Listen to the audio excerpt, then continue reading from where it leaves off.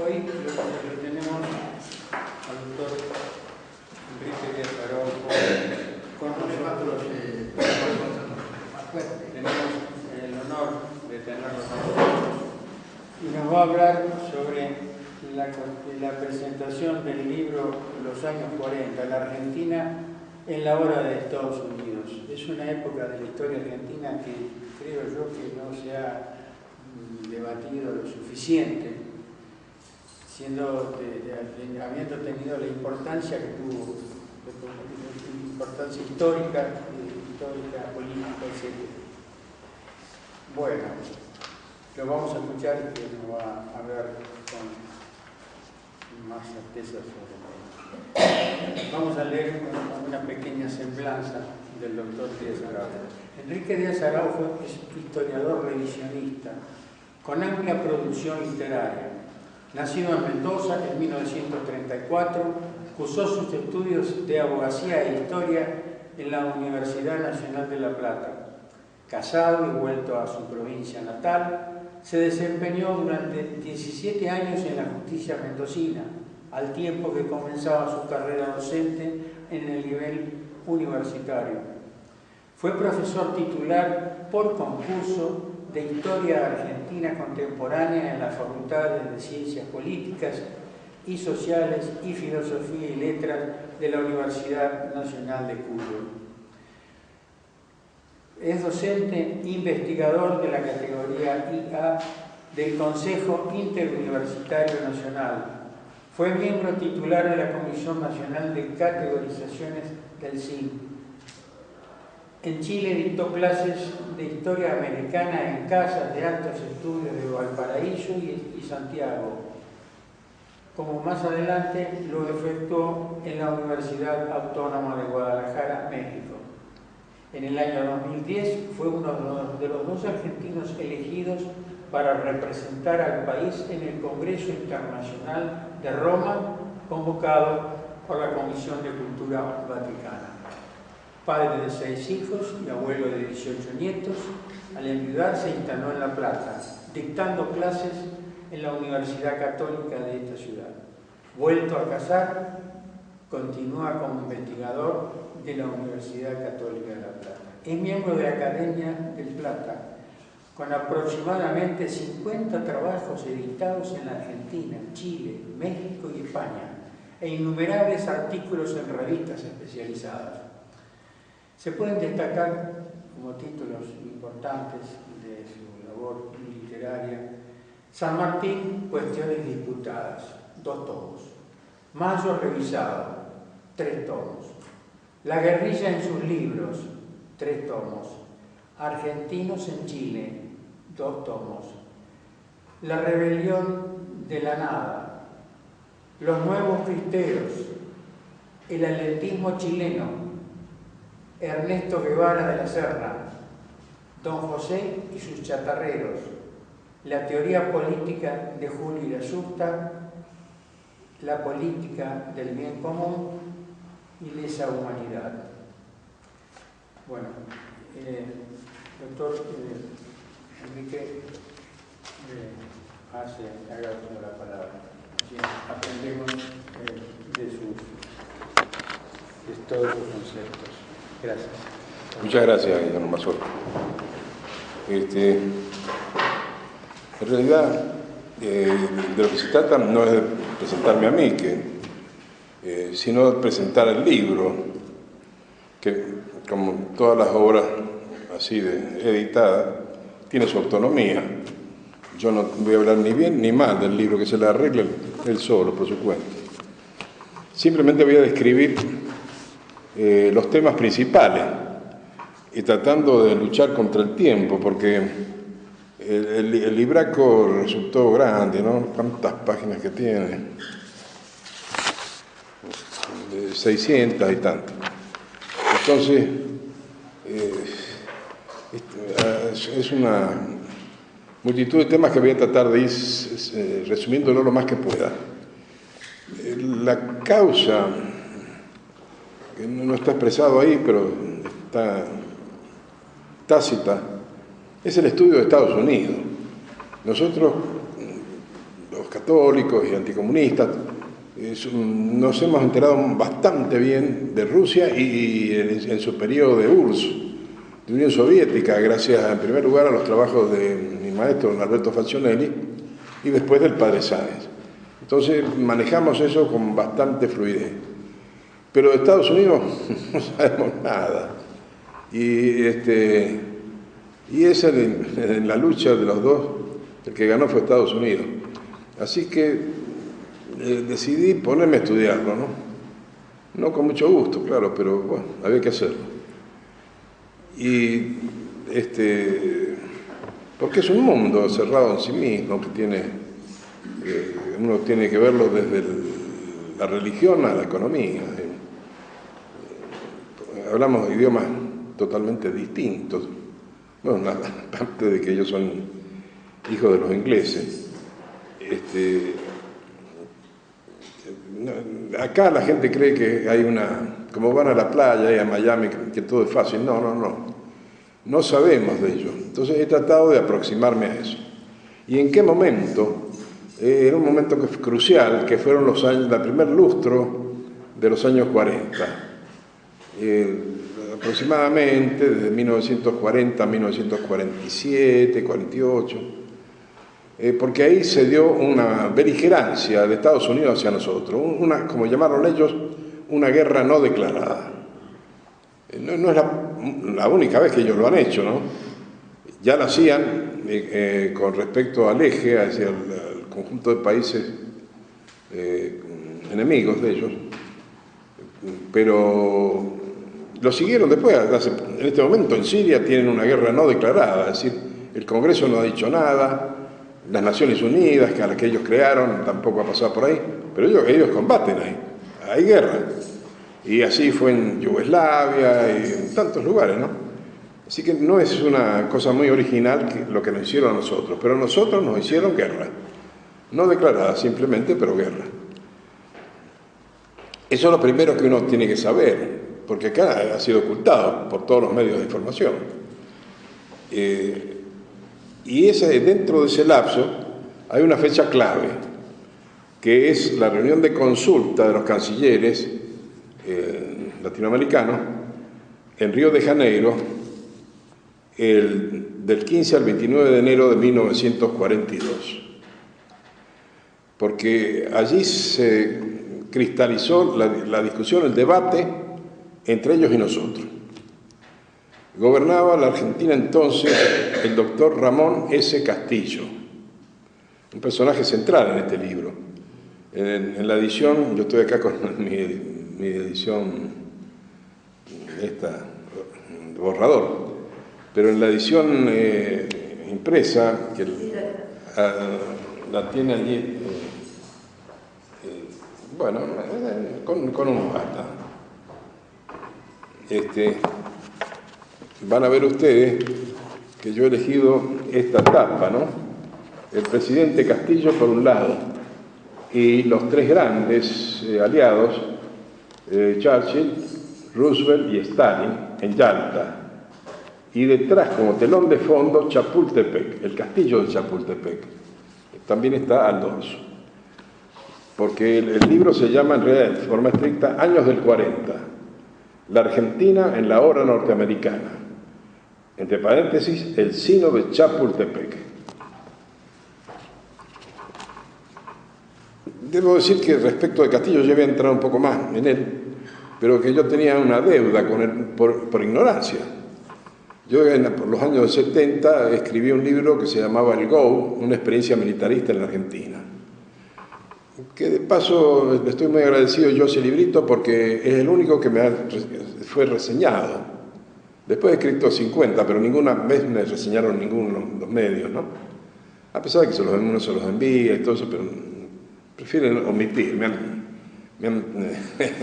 Soy un sujeto del silencio. Pero aquel, como era el primero, me lo registraron. Y yo allí hacía más bien la defensa de los militares. Y a Castillo le dedicaba 3 páginas. No, ni siquiera, no que 3 páginas, 3 párrafos. Diciendo que lo habían sacado porque estaba apañando a un fraudulento para que lo reemplazara él. el empresario azucarero Robustiano Patrón Costa, y que por eso los militares no querían más fraude y terminaron con él.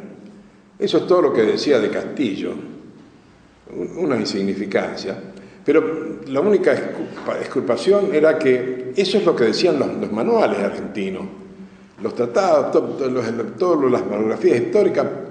Castillo, ¿quién era? Un tipo que heredó impensadamente la presidencia porque el presidente era Roberto M. Ortiz, que se enfermó de la vista por su diabetes y fue progresivamente quedando ciego. Entonces primero tuvo que delegar en su vicepresidente, Castillo, la presidencia, y por fin renunciar, y Castillo asumió ya como presidente. Esta era la fórmula de la concordancia, se llamaba así, a esta unión de tres partidos: el Partido Demócrata Nacional, la Unión Cívica Radical Antipersonalista y el Partido Socialista Independiente. Ortiz era antipersonalista y Castillo era demócrata. Demócrata le decían a los conservadores, liberales conservadores, aquellos herederos lejanos del partido de Roca, ¿no?, del PAN. Era un roquista, digamos, don Ramón. Un liberal más bien conservador. Bueno, él fue el presidente que le tocó, ya voy a profundizar en Castillo, pero digamos que en esa fecha, enero del 42, aunque va a haber crisis acá en las relaciones internacionales, estaba Castillo de presidente, y él le dice a Enrique Ruiz Guiñazú, que era su canciller, que estaba en Río de Janeiro y que estaba dispuesto a una transacción, dijo: no, nosotros somos neutrales, hemos sido neutrales, seguimos siendo neutrales. ¿Por qué? Lo dice claramente Castillo: porque nadie nos ha atacado y un país vive en paz con sus vecinos, con el resto del mundo. Esa es su situación natural. Nosotros no tenemos por qué tener beligerancia con nadie, de manera que somos neutrales. Los Estados Unidos eran neutrales hasta el día anterior, pero habían recibido el ataque japonés en Pearl Harbor el 7 de diciembre de 1941, y entonces quisieron que todos los países de América, ellos rompieron, sí, no solamente rompieron relaciones, declararon la guerra, esa sí que fue declarada, a los países del eje, es decir, Alemania, Italia y Japón. Y se asociaron con los que estaban en guerra con, bueno, ahí viene mi querido amigo Vladimir Furlan, que, bueno, te vas a enterar de algo, de lo que queda. Gracias, Vladimir, por molestarte hasta acá. Le dice claramente a Ruiz Guiñazú, y Ruiz Guiñazú tiene que votar así. Porque ¿qué es lo que estaba propuesto ahí? No por los Estados Unidos, sino por otros países, claro. Pero era Estados Unidos que quería que se rompieran relaciones y se declarara la guerra al eje, tal como lo habían hecho ellos. ¿En función de qué? De la declaración, o resolución, mejor dicho, 15 de la reunión de cancilleres de La Habana, que establecía la solidaridad hemisférica automática. El grave problema que tenía la Argentina, haber votado eso en los años 40. Había que ver cómo se soslayaba, cómo se evitaba, porque efectivamente ahí se había resuelto que si un país era atacado de América, entraban todos los demás. Así que la Argentina se puso contra eso. Hasta el día de hoy se han publicado y se siguen publicando muchos libros que atacan la neutralidad argentina por no haber cumplido la resolución 15.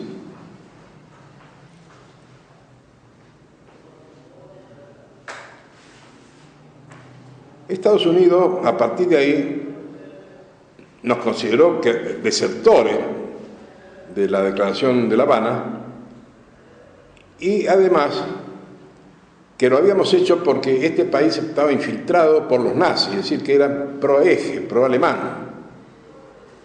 Pero esto va como, en principio va como un añadido de poca monta. Lo más importante es que no hemos cumplido con la defensa hemisférica.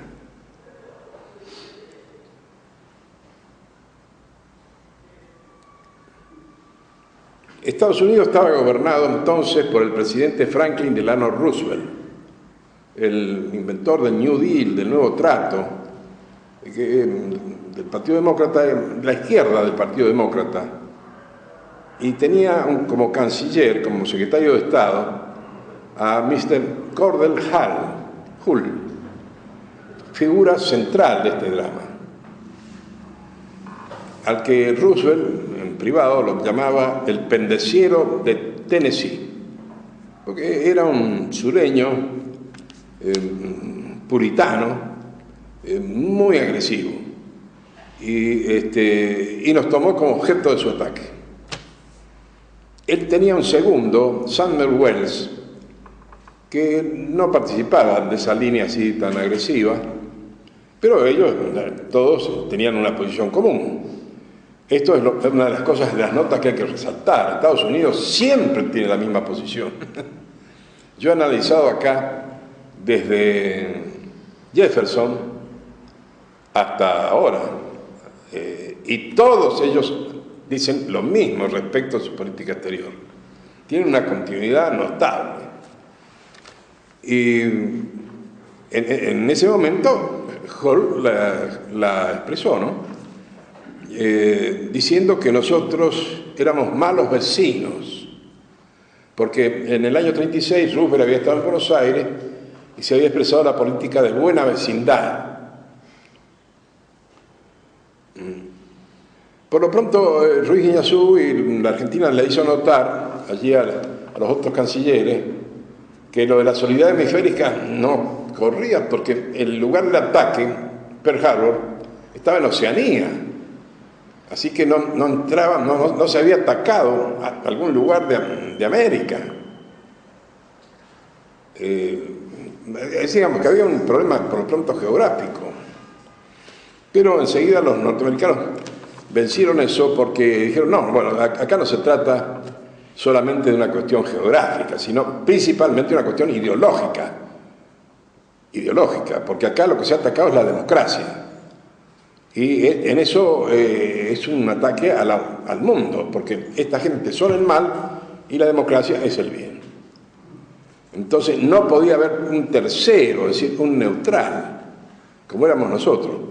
La Argentina contestó que no se había movido, pero también dicen el desafío argentino. No, la Argentina no desafió a nadie. Era neutral y siguió siendo neutral. Los que se movieron fueron ellos, que eran neutrales, neutrales a su manera, nada que ver con la forma de neutralidad argentina. La neutralidad argentina era absoluta y clara. Ellos, a través de la Carta del Atlántico, se habían metido subrepticiamente en la guerra atlántica a favor de Gran Bretaña. Pero, bueno, formalmente eran neutrales y a partir de Pearl Harbor fueron beligerantes. Ellos son los que desafiaron, los que cambiaron, pero nos adjudicaron a nosotros este cambio. Hay que ver también que junto a esta guerra mundial, se la llamó la Segunda Guerra Mundial, un poco con exceso, porque había por lo menos 12 países que permanecieron neutrales. Es decir, que no todo el mundo intervino en la guerra. Pero sí, los más importantes países estuvieron, sobre todo del lado aliado, o de las Naciones Unidas, como empezó a llamárselo. Estaba la URSS, entró en 1941, cuando Alemania hizo la operación Barbarroja de invasión a la URSS. Hasta ese momento la Unión Soviética era neutral. A partir de ese momento se convirtió en la principal nación del grupo aliado en la contestación y en el ataque a Alemania. Estados Unidos, Gran Bretaña, Francia, que había sido rápidamente vencida, y una serie de países menores que habían acompañado a los aliados, por caso Bélgica, Holanda y otros. Pero junto con esta gran guerra, que reproducía en cierta medida la primera gran guerra mundial, la guerra del 14 al 18, entre enemigos parecidos, porque entonces había estado la Entente con Gran Bretaña, Estados Unidos, Rusia y Francia, y por el otro lado los imperios centrales, es decir, Alemania, Austro-Hungría y Turquía. Aparte de esta gran guerra, la segunda estoy hablando ahora, había otra guerra conexa, paralela, que se entremezclan, pero realmente son dos guerras. Esta se había iniciado en 1933, pues la guerra de la que estoy hablando, la Segunda Guerra Mundial, fue del año 39 al 45. En 1939, Alemania invade Polonia y ahí empieza la Segunda Guerra. Al lado de esto, en 1933 ya estaba una declaración de guerra. Y esto se omite generalmente en nuestros manuales. Todo. Esa declaración de guerra la hizo el Congreso Judío Mundial a Alemania. Los hebreos no eran todavía una nación, no tenían un Estado, mejor dicho, como aconteció después de la Segunda Guerra, pero eran un pueblo y tenían sus autoridades, sobre todo el grupo sionista, que controlaba a todo este pueblo disperso por el mundo. Y ellos declararon la guerra a Alemania. Esto hay que tenerlo muy presente, porque la guerra de ellos era una guerra a muerte. Todas las guerras modernas son un desastre, son crueles, terribles. No hay adjetivo menor para calificarla. Pero la guerra que aprendieron los judíos no tenía límites, era absoluta. ¿Por qué? Porque ellos luchaban contra el racismo de los nazis y específicamente contra Alemania, no les interesaba el caso italiano o japonés. Su enemigo era Alemania, o por lo menos la Alemania hitleriana. Y la guerra que ellos van a llevar va a ser absoluta. Entre nosotros, un escritor, Finkelstein, naturalmente de esa etnia, ha publicado un libro sobre este tema que dice: neutralismo era igual a fascismo. Ya vamos a ver qué entendían ellos por fascismo, porque claro, la primera aproximación es que era la doctrina o el movimiento político que predominaba entonces en Italia, cuyo duce era Benito Mussolini. Pero no se estaban refiriendo a eso, sino a una derecha, un fascismo abstracto, un fascismo moral, que en realidad el que lo bautizó así fue la Cominter, Tercera Internacional Comunista, resolvió llamarle al nazismo, que era otra doctrina, otro gobierno. En lugar de, primero decía nazifascismo, pero después, para abreviar, dijeron fascismo. En realidad, poco y nada tenía que ver el movimiento de Benito Mussolini. Pero esa palabra ha hecho historia en el siglo XX, porque antes de la guerra, durante la guerra y después de la guerra, sobre todo después de la guerra, ha tenido una larguísima prolongación el antifascismo. En realidad, yo creo, mucho más importante que el fascismo es el antifascismo. Entre nosotros todavía está firme y creciente, pimpante. Dice Ronald Newton que cada día que pasa más crece el antifascismo. De paso, les aclaro que yo le debo muchísimo para esta averiguación a Ronald Newton. Él es un profesor canadiense de la Universidad Fraser de Vancouver, en Canadá. Simon Fraser se llama. Y él es un investigador de esos notables que da por ahí la profesión de historia. Él ha dedicado su vida a revisar los archivos de la época de la guerra de la Argentina, de Alemania, de Gran Bretaña, de Rusia y de los Estados Unidos. De manera que conoce todos los papeles, todos. Los ha revisado todos. Y ha publicado varias cosas. Yo una la hice traducir hace unos años, pero principalmente está todavía en librería, en un libro que se llama El Cuarto Lado. Es un gran libro, notable.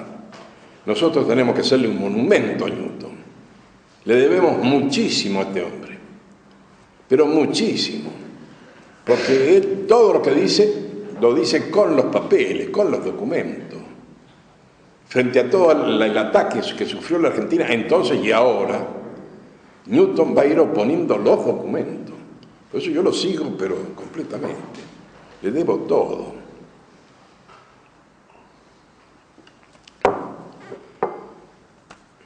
Bueno, ese es el hecho que desata esto, ¿no? Digo, el momento de crisis, 1942, reunión de Río de Janeiro. Pero la historia en realidad comienza mucho antes. Este lapso que acabo de describir no ha tenido muchos historiadores buenos. En la Argentina hay dos, Mario Rapoport y Carlos Escudé, cada uno con su escuela, con sus tendencias, con sus interpretaciones. Importantes los dos, ¿no? Rapoport tiene una revista que se llama Ciclo, Escudé ha escrito muchísimos trabajos. Yo me he ocupado largamente de ellos dos.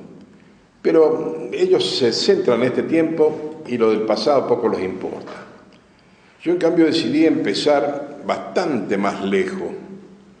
Empecé en 1620, con el Mayflower, es decir, cuando los padres peregrinos arriban a la bahía de Boston. Porque es el momento, todavía los norteamericanos todos los años lo celebran, el Día de Acción de Gracias, cuando ellos llegan a la América del Norte.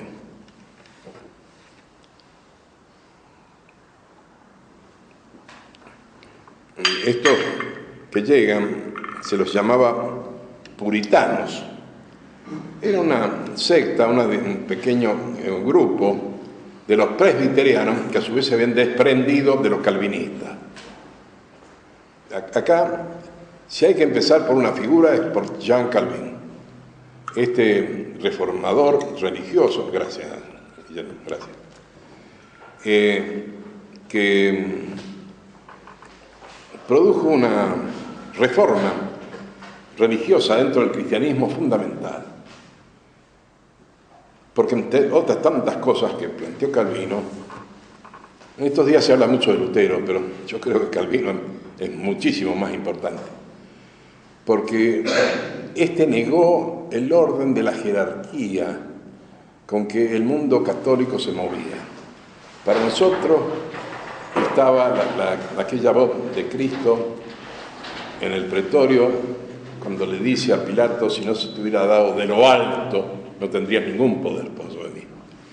Para nosotros siempre el poder viene de lo alto.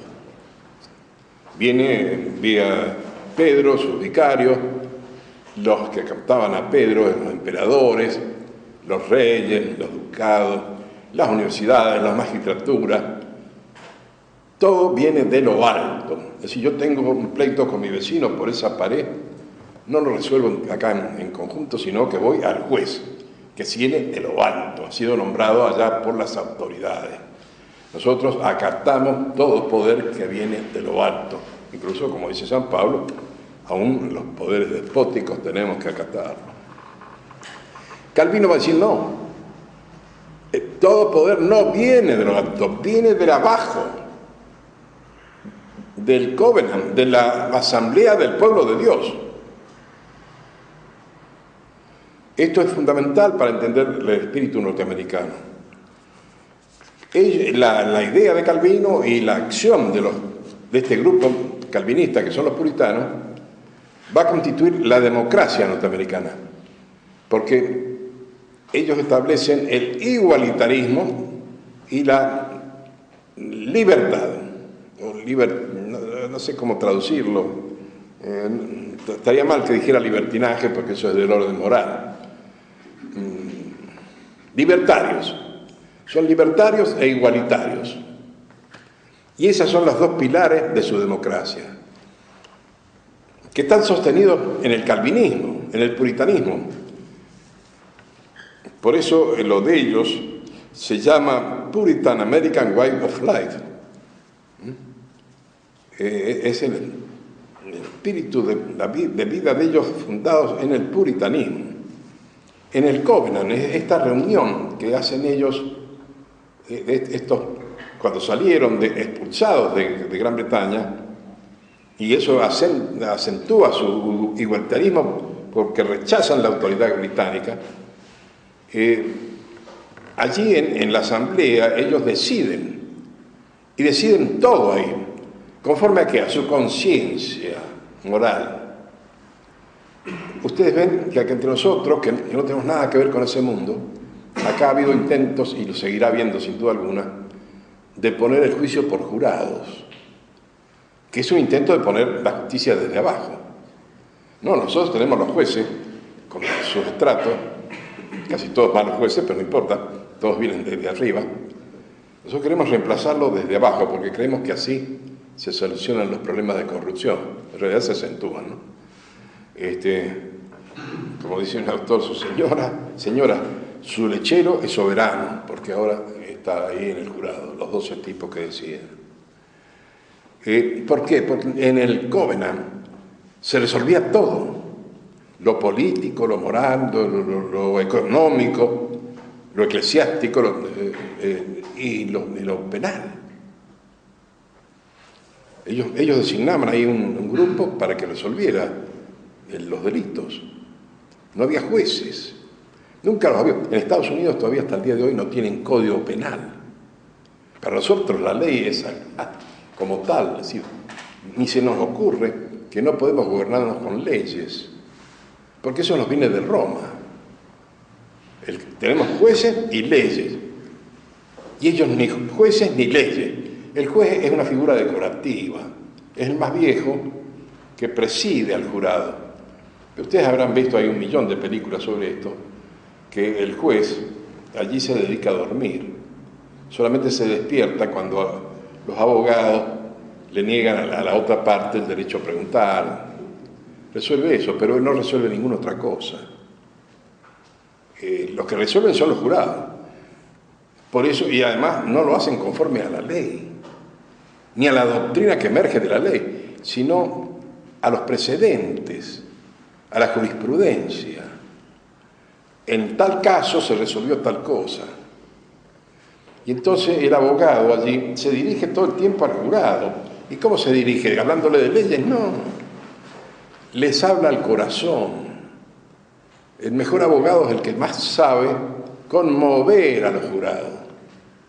Acá no, uno puede ser un frío, pero si sabe leyes le dice este artículo, y el juez está bromado. No tiene por qué apelar a sus íntimas convicciones, sino aplicar la ley y nada más. Es decir, son mundos, esto es una digresión, pero quiero puntualizarla para que vean ustedes cómo nos vamos apartando.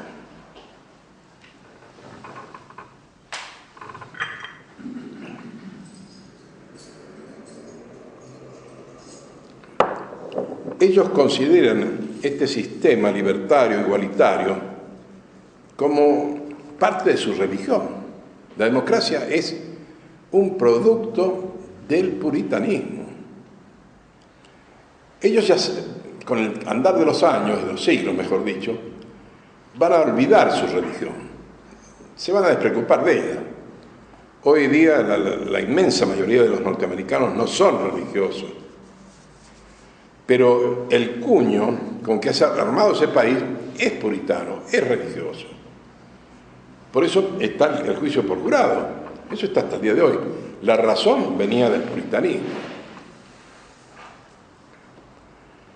Y esto les da a ellos además otra cuestión. El mesianismo. El mesianismo. El pueblo norteamericano cree que ha llegado allí como el pueblo de Israel a Canaán. Ellos lo dicen, y lo van a hacer muchas veces, que ellos son el nuevo Israel. El primer presidente Adams le dice a Thomas Jefferson, Jefferson es la figura clásica de la democracia norteamericana, ¿no? Nuestra república pura y virtuosa perdurará eternamente, gobernará el globo y perfeccionará al hombre. Ahí está claramente expresado la mentalidad de ellos. Ellos se consideran un ente moral, el bien. Y por ese motivo, están autorizados, deben, más bien dicho, no es que estén autorizados, están obligados, van a decirlo, a buscar el bien de los demás. Yo tengo el bien, pero tengo que expandirlo. ¿Hasta dónde? Primero en el hemisferio occidental, así nosotros, como van a decir, de Alaska a Tierra del Fuego. Pero también a todo el mundo. Si es posible a Vietnam, si es posible a Siria, a donde sea. Porque como esto que es el bien, por definición, que es la democracia, no se va a aplicar a todo el resto del mundo. No les cabe en la cabeza. Entonces hay un mesianismo, es decir, el traslado de la religión, porque hay presidentes que lo han dicho. Wilson, si Cristo vino, lo que interesa es que el Mesías somos nosotros, los Estados Unidos. Nosotros portamos el cristianismo. Por eso es un clásico mesianismo, que no tiene límites, claro, porque es de tipo religioso. No es cuestión de ir a decirles, mire, no. Él le va a decir, hágase como nosotros y listo.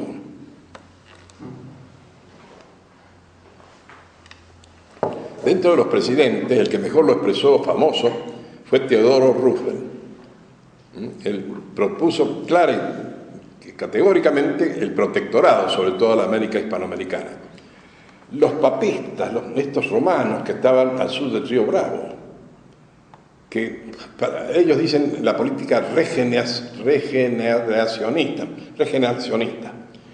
es decir, que nos tienen que regenerar, porque hemos nacido mal nosotros, nos tienen que hacer calvinistas. Y entonces Roosevelt dice, para hacer eso necesitamos poner el protectorado, la policía internacional sobre esta gente, porque son unos díscolos, aparte de sucios, de todo, nos van a cubrir de buenos adjetivos. Hay que revisar de lo que le dicen todos los presidentes, ¿no? Yo lo he puesto ahí, uno por uno, todos participan de esta idea, que ellos lo van a empezar en una fórmula que se llama el Manifiesto de Tiro. Estados Unidos está predestinado, y esto viene de Calvino, porque Calvino dice que los hombres son elegidos unos y otros no, y ya es siempre. Entonces el elegido es el que se salva. Y una de las formas, también esto tiene que ver mucho con los norteamericanos, donde se muestra la elección de Dios, es en la opulencia, en la riqueza. Ellos creen que esto que se llama el Beruf o el Kalim muestra, si yo soy rico, ya que es señal de que Dios me está eligiendo para el cielo. Lo que me pasa en la tierra es un signo de lo que me va a pasar en el cielo.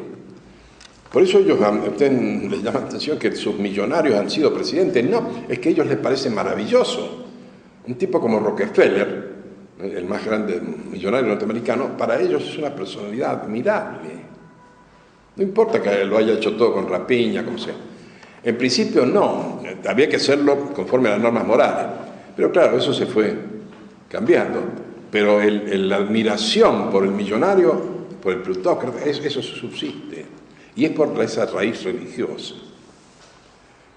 Otra cosa que tiene que ver con ellos es la expansión. Porque está ligado a este mesianismo, ¿no?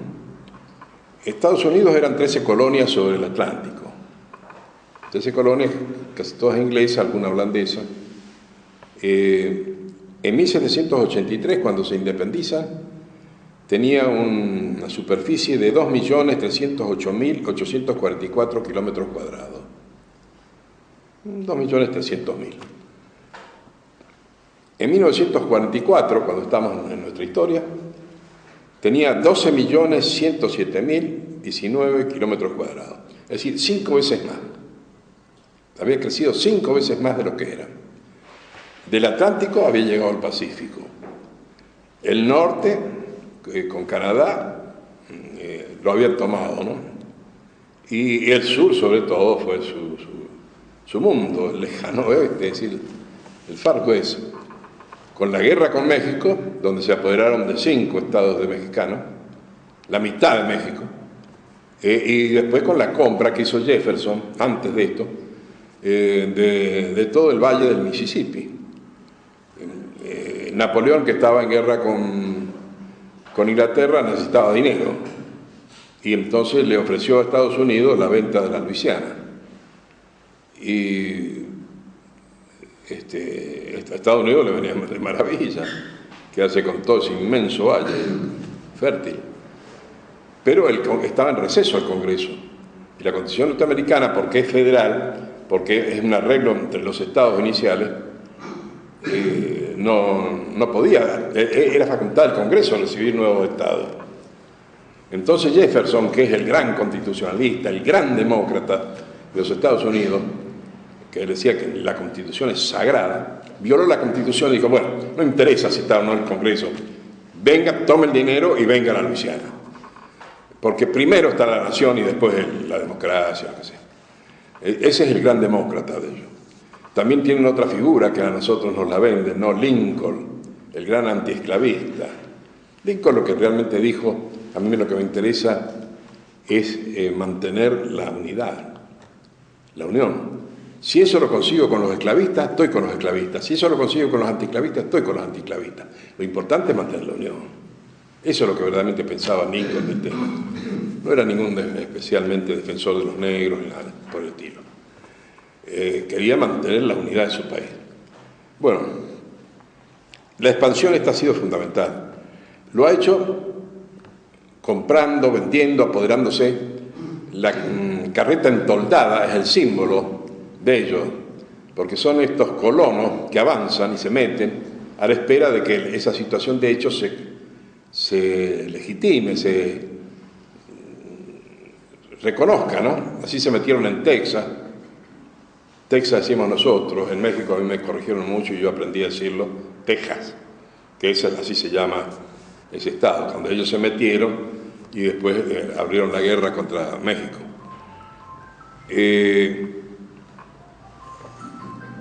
También se expandieron en la población, porque inicialmente ellos eran ingleses puritanos, más bien escoceses, pero se encontraron que allí había indios, indígenas.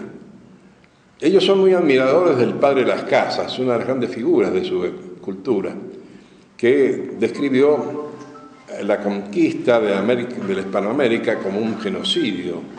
Entonces siempre ellos tienen esa cosa que nos consideran a los hijos de españoles como herederos de este pecado inicial de haber matado a los indios. Pero Hispanoamérica está llena de indios. México hoy tiene más indios que cuando llegaron los españoles.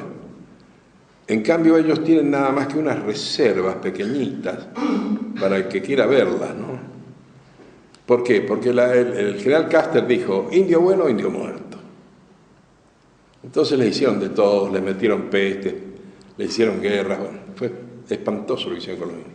Y reemplazar al indio, que lo consideraban poco apto para el trabajo, lo reemplazaron con los negros, sobre todo en el sur. Bueno, los negros esclavos. Y ahí se planteó todo el problema de la esclavitud. Bueno, ese fue la demografía, la geografía de los Estados Unidos de su comienzo a final. Esta expansión de ellos ha tenido fundamentos, han buscado hasta 14 fundamentos distintos para justificar por qué lo han hecho. A mí el que me gusta más es el de un gran juez de la corte, Oliver Wendell Holmes, que dijo, la verdad es aquello que sostiene el país que gana. Y listo, no discutamos más. Respecto de Hispanoamérica, ellos sostuvieron la doctrina Monroe. James Monroe, un presidente, dijo, bueno, toda América, ellos y nosotros, somos demócratas, republicanos. Entonces nos distinguimos del mundo antiguo europeo que es monárquico. Era una falsedad, porque en ese momento Canadá era monárquico, ¿no? Brasil era un imperio, pero a ellos no les interesaron esos accidentes reales, hicieron esta doctrina.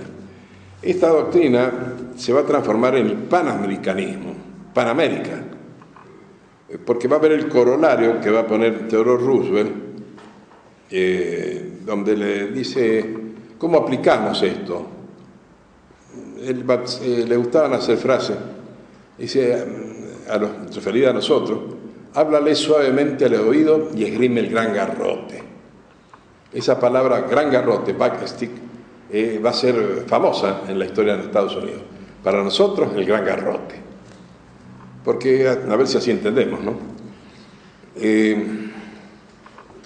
Bueno, el panamericanismo se va haciendo a través de las conferencias, después de las reuniones de consulta a los cancilleres, nos van a ir apretando y nosotros no vamos a saber responder bien a esto. En principio sí. En la primera conferencia, Roque Sáenz Peña y los otros delegados argentinos se fueron a pasear, no aprobaron nada.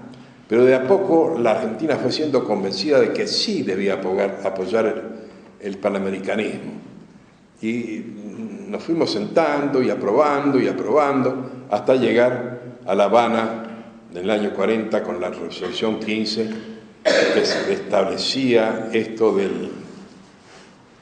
la solidaridad hemisférica y que concluye en el Acta de Chapultepec de 1945.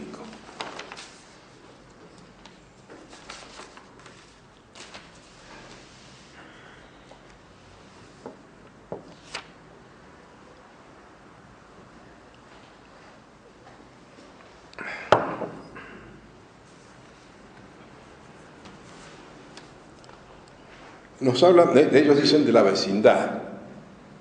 Bueno, vecinos no somos nosotros. México tal vez, como decía el presidente Porfirio Díaz, pobre México, tan lejos de Dios, tan cerca de los Estados Unidos. Bueno, se quedaron con la mitad de México. Y pararon a la espera de poder después pasar por el istmo de Tehuantepec. Después decidieron pasar por Panamá y le quitaron a Colombia esa parte. No somos vecinos. Y eso Ruiz Guiñazú no supo desenvolverlo bien. Qué buena vecindad ni nada. No somos vecinos. Ellos fundan la vecindad en un problema físico. Es decir, que estamos en la misma tierra que está circundada por aguas. Bueno, pero de los golfos, de las bahías, no surge ninguna idea. Los continentes, bueno, divididos por el Mediterráneo, son distintos, ¿no? Por ahí. Ahora sí, en función de que ellos han impulsado la historia contemporánea, han hecho estas cosas así de las uniones asiáticas, africanas, europeas, pero todas andan bastante mal. La de ellos no, porque ellos tienen clarito, ¿no? Nosotros somos vecinos. ¿Dónde? En el hemisferio occidental. Uy, lo que me ha costado entender eso. Por lo pronto nosotros decimos el continente. Ellos no, porque continente es continencia. Y ellos son muy contenidos en ese sentido, ¿no? De la virtud está, sobre todo cuando le dan al borro. No, nada de continente. Esto es el hemisferio occidental. Es decir, lo toman desde Greenwich hacia el oeste. ¿Pero dónde para esto? No se sabe. Por lo pronto nos abarcan a nosotros. Como ellos dicen, desde Alaska a Tierra del Fuego. Con mayor razón, ahora se lo han pasado la pelota a los chilenos, porque dicen desde Alaska a Cabo de Horno. Como nosotros le cedimos Cabo de Horno a los chilenos, que se arreglen ellos con el tema. Occidental. Es decir, que por ejemplo, Escocia no es occidental, Alemania no es occidental. No, esto no es geográfico, es el hemisferio, pero con una ideología que es la que dicen de la civilización moderna. Básicamente son las aguas bañadas por el Atlántico Norte, Inglaterra y Estados Unidos, a veces Francia un poquito. Entonces, ya no, nada de venir acá con Platón, Aristóteles, ni nada de eso, historias viejas. Ellos empiezan con Voltaire, Rousseau, Locke y su gente, ¿no? Hasta los últimos darwinianos, etcétera, que tuvieron. Entonces, el hemisferio que se mueve con esa ideología moderna. Nunca hay que olvidar la palabra occidental, porque esa está cargada de significados. No hubo respuesta adecuada de Ruiz Guiñazú ahí a esta teoría del hemisferio occidental. Pero nosotros no estamos en ningún hemisferio occidental, ni de lejos. El territorio general se llama América, y se llama América por Américo Vespucio. Entonces, ¿qué Locke ni historieta? El navegante genovés al servicio de la corona de Castilla. Entonces, si americanos hay, somos nosotros. Pero ellos, como se llaman, ellos se llaman United States of America. Ellos dicen Americans, son ellos. Y entonces, ¿nosotros qué somos? Bueno, South America, qué sé, cualquier cosa. Y lo peor de todo es que nos han convencido a nosotros, porque ellos no solamente vencen, sino que convencen. Entonces, acá la gente dice los americanos. Y yo le pregunto, che, ¿y nosotros qué somos? De Oceanía. Los americanos. Esto me hace acordar, lo he puesto por ahí porque he puesto muchas bromas, Alberto Sordi, ese gran cómico italiano, que en una película hace de un personaje en un hombre grande que está jugando con chicos, él es un débil mental. Entonces hacen luchas después de la invasión norteamericana a Europa, hacen peleas de cable y desenfundan y se tirotean, supuestamente con navaja con los dedos. Y entonces Sordi dice, io sono americano. En Europa quedó esta idea, en Francia y en Italia, de que ellos son los americanos. Y nosotros, vais a saber lo que somos. Bueno, entonces esas son las notas con las que se va a ir organizando esta lucha que, como les decía al comienzo, se manifiesta en los años del 40 en adelante. Estaba la Guerra Mundial, la Argentina estaba muy desarmada, porque por la ideología liberal, la que estaba presente acá, era antimilitarista, y entonces teníamos un ejército muy débil. Y Castillo, cuando se encuentra con esto, va a ver qué es lo que hace para... va a ser presidente 1 año y medio, Castillo.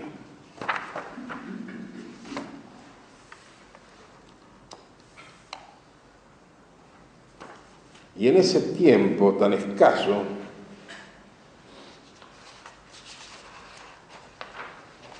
va a tomar estas 10 medidas.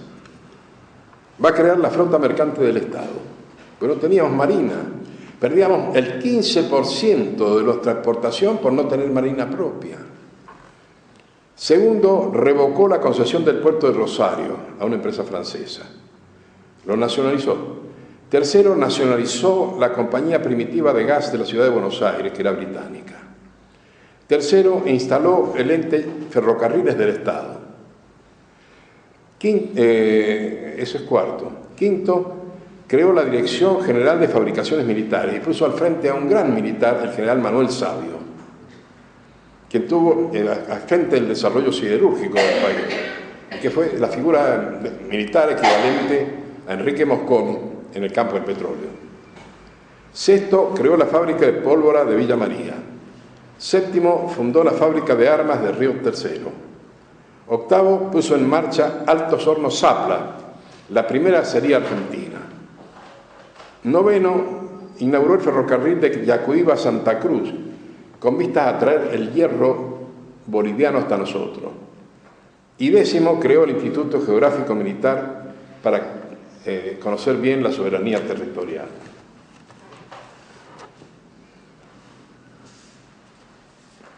La lucha se va a entablar entre Cordelhar, el pendenciero de Tennessee, y Castillo. Cordelhar es clarito, es decir, nos vamos a poner de rodillas. Los vamos a humillar. Estos se tienen que rendir y nada más, no hay otra alternativa. Summerwell no participa de eso, dice mejor busquemos bloquearlos, rodearlos con los otros países. No, dice, vamos a ir derechos contra esta gente porque este es el peligro nazi en América. A Castillo le preguntan si cuando habla de la neutralidad a un entrevistador europeo le dice, ¿esta es su última palabra? No, es mi única palabra. Yo creo que un signo de cómo era la política de Castillo es ver que La Nación y la prensa estuvieron siempre contra él. Estos dos diarios típicos de la oligarquía fueron enemigos declarados de Castillo. El representante Connally, demócrata, en la Cámara de Representantes dijo, o la política argentina cambia o la Argentina cambia de presidente. No hay alternativa. Castillo fue entendiendo lo que pasaba. Él era un jurista, un profesor de Derecho Comercial. Tenía un tratado con el que yo estudié y era un señor tranquilo, ya más bien anciano, que su mundo era el del derecho, ¿no? Pero fue entendiendo lo que pasaba en la política y adquiriendo un lenguaje adecuado a esto. Miren ustedes, les voy a leer nada más que dos discursos de Castillo.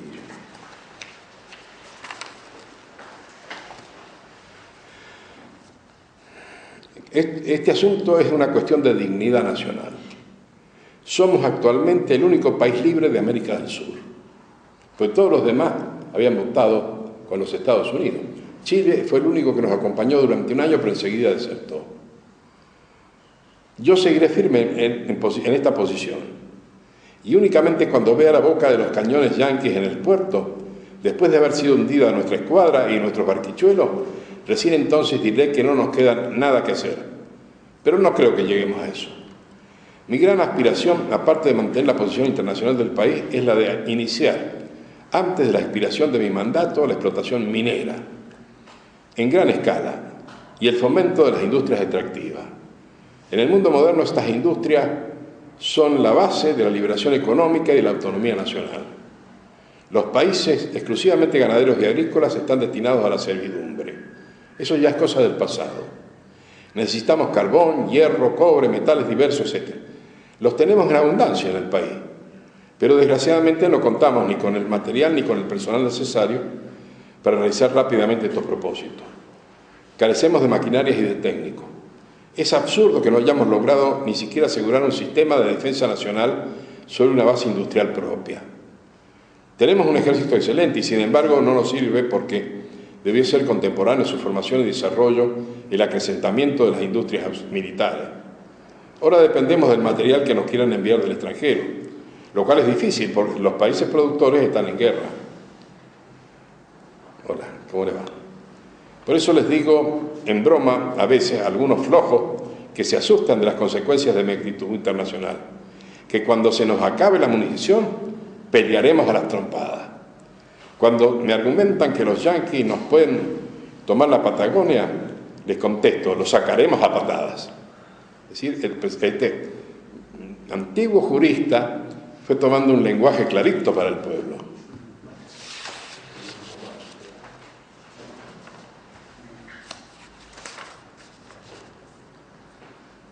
Tenemos otro.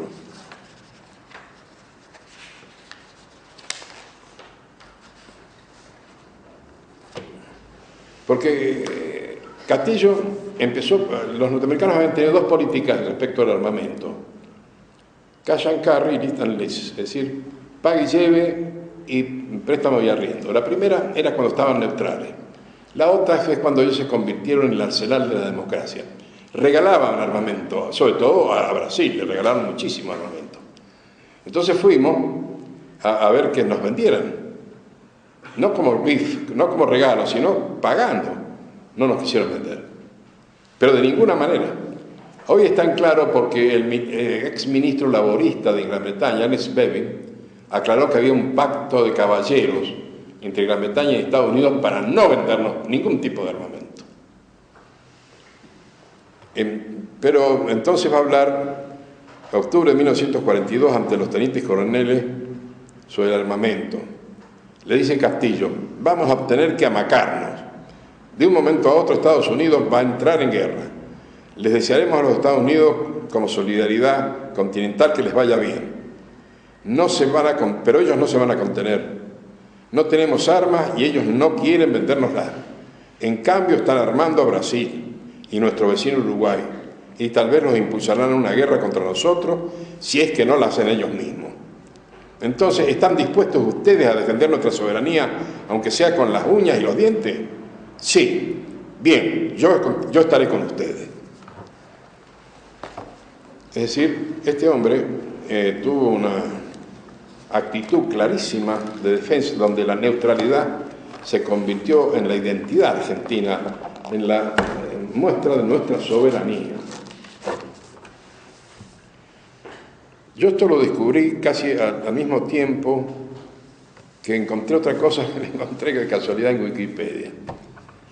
Buscando Castillo, ustedes la pueden buscar. Dice Ramón Castillo, nacido en Ancasti, en Catamarca, y nació ahí y murió en la provincia de Buenos Aires, creo, en 1944. Los militares lo sacaron en 1943. Lo hubieran dejado un año más si hubiera muerto en la presidencia. Cuando lo fueron muere, está en la casa de unos amigos, buscan el dinero que tienen en la billetera y en la plaza, no diríamos hoy plazo fijo, pero entonces, bueno, no sé si era Cuenta de oro. Caja de ahorro, sí. Ella es mi apuntadora. Encontraron, ¿saben qué cantidad que tenía Castillo al momento de su muerte? 47 pesos con 24 centavos. El entierro costaba 200, así que los amigos se tuvieron que poner para enterrarlo. Algo parecido había pasado con Santiago Derqui. Su figura como vicepresidente, me parece a mí que empalma con Elpidio González, a quien yo accidentalmente conocí cuando era niño, porque mi padre me llevaba por la calle Florida, y en una esquina, una cosita esta como que usaban los lustradores, una mesita, estaba un viejo de barba blanca, y nos acercamos con mi padre y había allí ballenitas que se usaban entonces para el cuello, para mantener. Y este hombre vivía de eso, de vender ballenitas. Entonces mi padre preguntó quién es. Es el doctor Elpidio González, que había sido vicepresidente de Alvear, había sido ministro 2 veces de Irigoyen. Él había renunciado a las jubilaciones, había entrado en la Tercera Orden Franciscana, había hecho voto de pobreza y murió en el hospital público. Y en el testamento le dice a sus descendientes, dice, no les puedo dejar nada porque nada tengo. Me hizo acordar a otro vicepresidente actual de hace unos años, que tampoco nada ha dejado, ¿no? Es decir, yo creo que esto no solamente los honra a ellos, al Pedio y a Ramón Castillo, sino que honra al país que los tuvo por gobernante.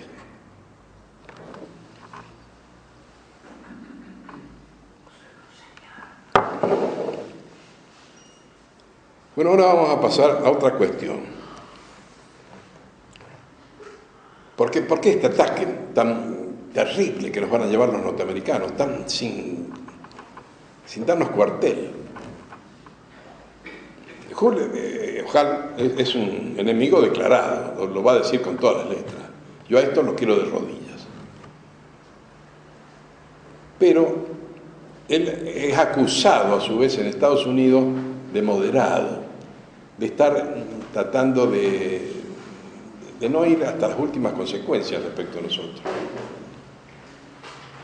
Él tiene a su derecha, digamos, a Sumner Welles, que quería arreglarse con nosotros.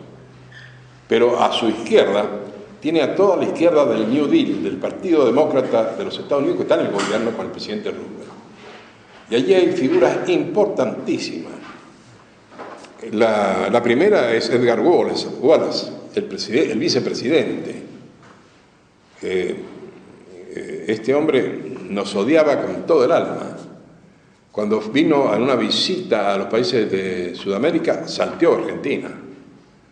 Y decía que el primero que larga esta idea, La Argentina va a ser el cuarto Reich, porque está siendo armada por los estados, por el eje. Así que tenemos que tener sumo cuidado con este país. La otra figura importantísima es Henry Morgenthau, el secretario del Tesoro, es decir, el ministro de Hacienda de los Estados Unidos. Él se hizo famoso en Europa por el plan Morgenthau el año 45, cuando vencieron a los alemanes. Era un plan bastante suavecito el que él proponía. Dividir Alemania, no en dos, como se hizo de hecho, sino en 4 países. Suprimir la educación en esos países. Las mujeres, a los hombres había que esterilizarlos, las mujeres alemanas pasaban a ser de los soldados vencedores. Sacar toda la industria pesada de Alemania y repartírsela, básicamente que se la llevara a Rusia, como sucedió de hecho. Y algunas otras cositas que propuso Morgenthau. Truman no llegó a aplicarlo, esto se escandalizó, ¿no? Pero había sido muy bien recibido en Inglaterra por algunas figuras. Dicen algunos que gracias a que este plan se conoció, que Churchill perdió las elecciones. Bueno, pero más que Morgenthau, que era un hombre de la colectividad hebrea, y que por eso no pudo ser presidente, dice Newton, porque tenía condiciones para hacerlo, pero su condición judía no le permitía, es su ayudante, Harry Dexter White. Esta es una figura central en el asunto contra Argentina. Harry Dexter White era viceministro. Él creó el Fondo Monetario Internacional y dijo que lo primero que tenía que hacer el FMI era ayudar a la URSS, a la Unión Soviética, el gran amigo de Estados Unidos. Primero propuso que le dieran 5.000 millones de dólares, pero después habló de nuevo y dijo, no, me he equivocado, perdón. 10.000 millones de dólares para ayudar a la URSS. Bueno, el bueno de Harry Dexter White, le llamamos así porque ellos, este y otros, van a adoptar nombres ingleses. Nadie sabe bien cómo se llamaba. Era hijo de unos judíos lituanos. Cómo entraron a Estados Unidos, cómo ingresaron a las universidades, porque casi todos ellos eran egresados de las escuelas de economía, de Harvard, de Yale. No, de Yale no, Yale nunca lo quiso. De otras universidades de la Nueva Inglaterra. ¿Cómo hicieron? No, nadie se sabe muy bien. Ha tenido defensores Harry Dexter White, porque se murió durante el juicio. Ellos todos, estos que van a ser acusados de espías de la Unión Soviética, van a decir que eran por razones ideológicas que los atacaban. Pero por suerte para los Estados Unidos, y allí tienen que hacerle un monumento a un coronel que dirigió esto que se llama Venona, que se dedicó, este jefe militar, a interferir los llamados de la URSS a Estados Unidos. Y ahora han sido conocidos todos. Y allí se supo que Harry Dexter White sacaba fotos de los documentos estatales y las mandaba a la URSS. Entonces ya la discusión si era o no un espía ya se terminó. Otra figura importante era Harry Hopkins, el hombre de consulta de Roosevelt. Era su segundo. Y después figuras como, por ejemplo, Alger Hiss, que fue el ayudante de Roosevelt en Yalta. Está en las fotos al lado de él. Este hombre fue condenado a 4 años de prisión por espía.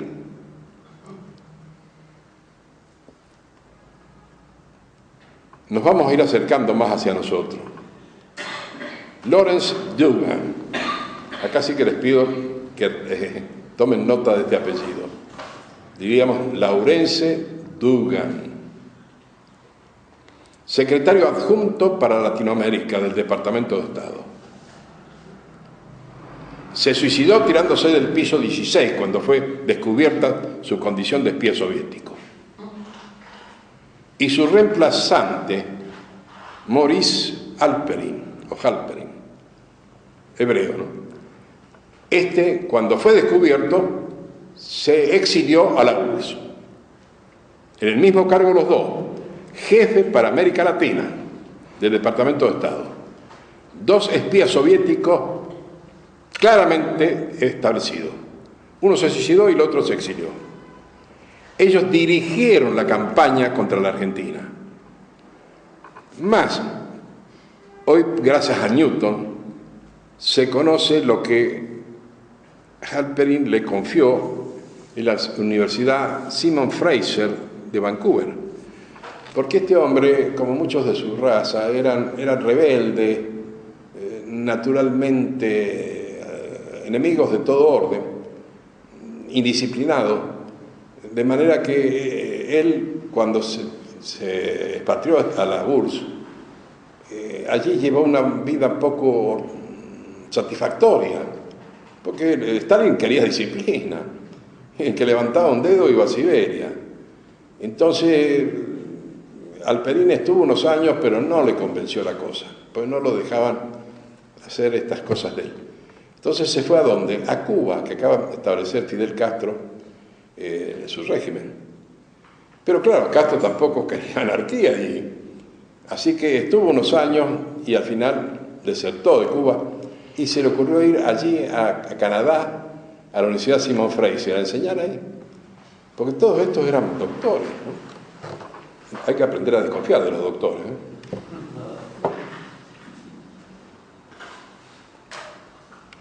Confiar solamente en los doctos, pero ojo con los doctores. Y allí era colega de Newton, de Ronald Newton, del que ya les hablé. Y entonces escribe Newton en uno de sus trabajos que Halperin le contó toda esta cosa de cómo había dirigido la campaña contra Argentina, pero sobre todo la final de la JCS, es decir, la Fuerza de Tarea Interdepartamental, la unión de las tres armas, aérea, marina y tierra, que él condujo contra la Argentina. Es decir, allí esto lo publicó en vida de los dos. No sé si Newton ha muerto, creo que Halperin sí, pero en vida de Halperin, Newton publicó esto. Así que si él hubiera estado en desacuerdo, le hubiera dicho, no, yo no le dije eso. Se lo dijo. Bueno, en Estados Unidos se descubrieron, a partir del gobierno de Truman, 3 redes de espionaje, con sus sujetos, todos infiltrados en distintas reparticiones. Especialmente, aparte de las 3 redes, la red atómica, que era como una cuarta red, que funcionaba en Los Álamos, donde estaba el centro atómico de los Estados Unidos. Y allí estaba un hermano de Oppenheimer y muchos más. Pero sobre todo, Julius y Ethel Rosenberg, los que habían sacado los planos de la bomba atómica y se los habían llevado a Rusia. Y esto cambió la historia totalmente, porque Estados Unidos era el dueño de la bomba atómica, entonces era el dueño del mundo. A partir de ahí se volvió la cosa igualitaria, pues inmediatamente los rusos, con técnicos alemanes, desarrollaron la bomba atómica también, a partir del uranio, del plutonio, no esta última terrible que se está hoy en estos días jugando, que es la de hidrógeno. A los Rosenberg sí les tocó la silla eléctrica. Ahí Estados Unidos no tuvo ninguna vacilación, los mandó al matrimonio, a la muerte. El jefe de la seguridad de Estados Unidos en el periodo de Truman, el general Bedell Smith, manifestó que todas las reparticiones públicas de los Estados Unidos durante la época de la guerra, es decir, de Roosevelt, habían estado todas infiltradas por los espías soviéticos. No es un decir de este escritor o todo, no. Es de un alto funcionario norteamericano que registró el dato. 409 espías detectados por Venona. Ellos, dice un escritor, Flynn, cambiaron el curso de la historia. Por lo pronto consiguieron el empate atómico. Y en segundo lugar, sobre todo con uno de los espías que se llama Owen Lattimore, consiguieron que la China maoísta, la China comunista, fuera ayudada por Estados Unidos y desecharon al movimiento del Kuomintang, de Chiang Kai-shek, que era anticomunista. Dijeron que estaba corrupto, entonces no le dieron más armamento y sí se lo dieron a Mao. Estas cosas de los Estados Unidos, que en su historia resultan muy inexplicables a veces. Cómo ellos instalaron a Fidel Castro. Hay un libro sobre el cuarto piso, hecho por el embajador norteamericano en La Habana, y asegura que Eisenhower, general famoso de Estados Unidos, él lo instaló a Castro, negándole armas a Batista y dándoselas a Castro. O Larry Pesullo, que fue el embajador norteamericano en Nicaragua, que instaló a los sandinistas contra toda la mayoritaria opinión nicaragüense que no era sandinista. ¿Por qué han hecho estas cosas? Bueno, uno puede buscar explicaciones ideológicas de todas las que ustedes quieran. Lo cierto y lo único que yo me detengo es que los hechos existen. Los hechos son los hechos. Ellos instalaron a Mao, ellos instalaron a Fidel, ellos instalaron a Ortega. Pero lo más curioso, y pasamos a otro capítulo, es que en esa época, de los años 40, ellos que estaban infiltrados de arriba abajo, ellos nos van a acusar a nosotros de estar al servicio del espionaje nazi. Lo van a acusar en primer lugar a Castillo y a todo su gobierno, a los nacionalistas. Newton, por lo pronto, parte de este dato. Porque dicen, ellos decían, y se va a plasmar en el libro azul, el Blue Book, que la embajada alemana había aumentado en 100 personas, en 100 funcionarios, su plantel. Sí, dice Newton, es cierto, pero la embajada norteamericana aumentó en 1000 personas, todos espías. Y lo dice en un documento de ellos que era la embajada con más personal de todo el mundo. Fíjense, estábamos en plena guerra, ellos tenían sus aliados, tenían que moverse por el mundo con relaciones de esto, de lo otro. La embajada a la que privilegiaban en el mundo era la de Buenos Aires. Y desde ahí es que se va a armar una serie de escándalos, el caso de Misiones, el caso de Patagonia, donde aparecen espías nazis por todos lados. En Misiones es bastante gracioso, porque había una población alemana allí, entonces dijeron que estaban armando una lucha, iban a una especie de ejército que iba a venir.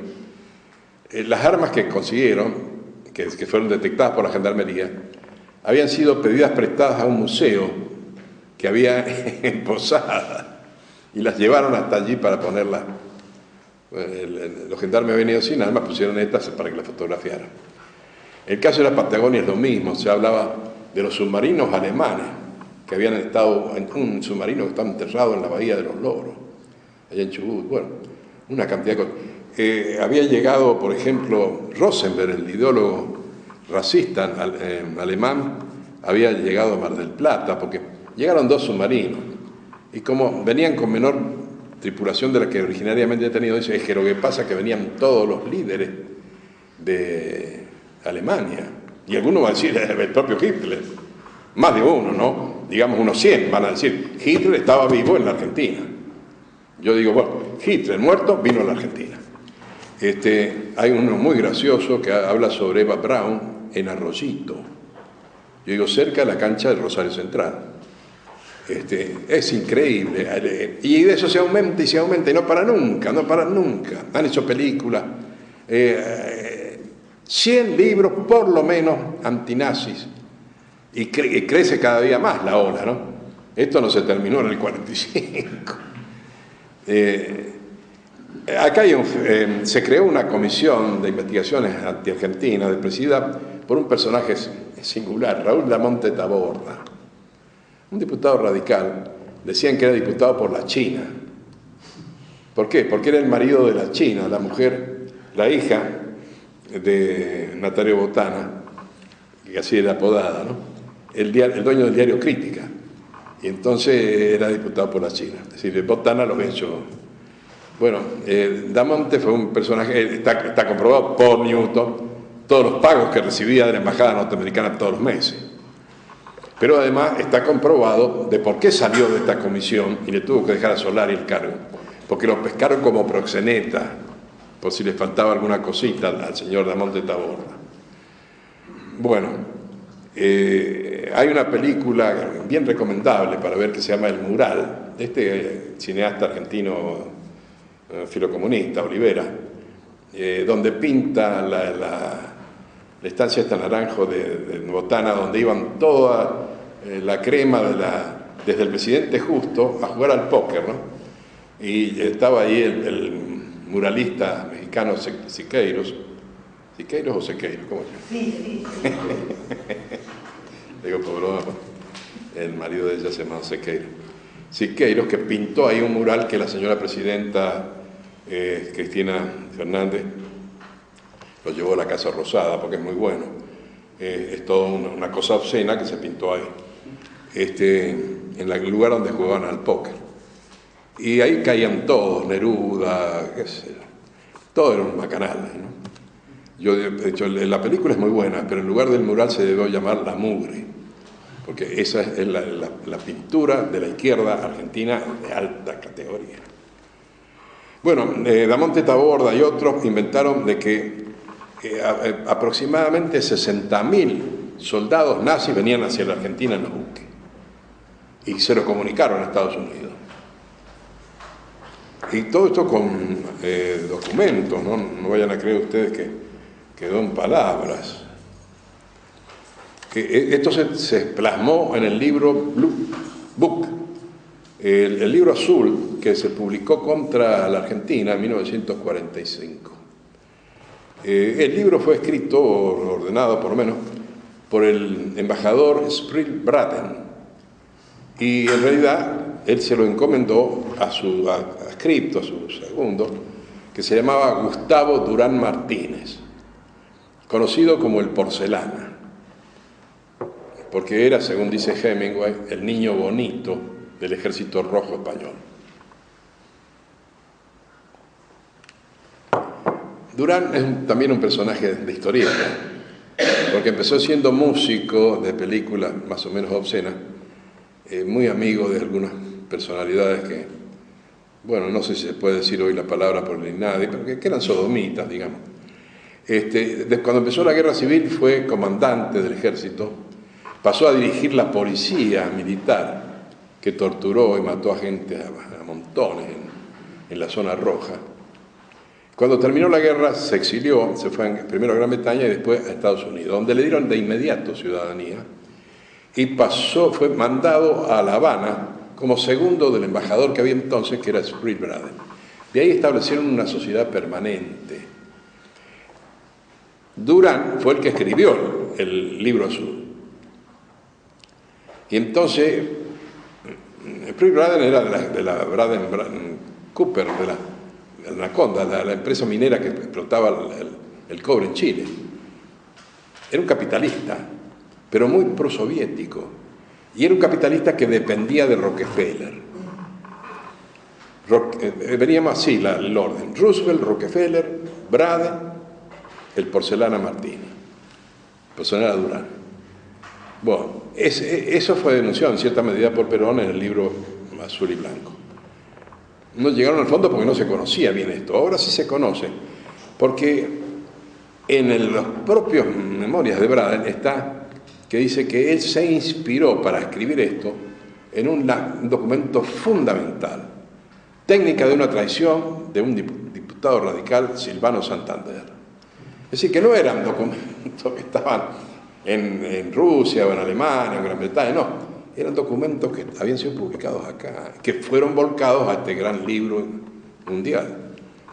Y estos documentos que tenían 6 documentos principales de 2 funcionarios de la embajada alemana, donde decían que le habían pagado a tal coronel, a tal político del régimen de Castillo y del primer gobierno militar. 6, pero era una cosa increíble, ¿no? porque a uno de ellos le decía a Santander los números de los cheques. Se acordaba 7 años después de los números de cada cheque. Fue una cosa realmente llamativa. Bueno, después se descubrió que la cosa que empezaba en Roosevelt y seguía por Rockefeller y seguía por Braden y venía a Durán, en realidad, y a Santander, terminaba en un señor que se llamaba Henry Jurgens. Henry Jurgens había sido nazi, pero lo habían echado por estafador de Alemania. Se fue a Chile, ya estaba casado, pero se casó con una chilena. Allí lo deportaron por estafador y vino a Uruguay y a la Argentina. Y se especializó en estos fraudes documentales. Él se había traído de Alemania hojas en blanco de los ministerios.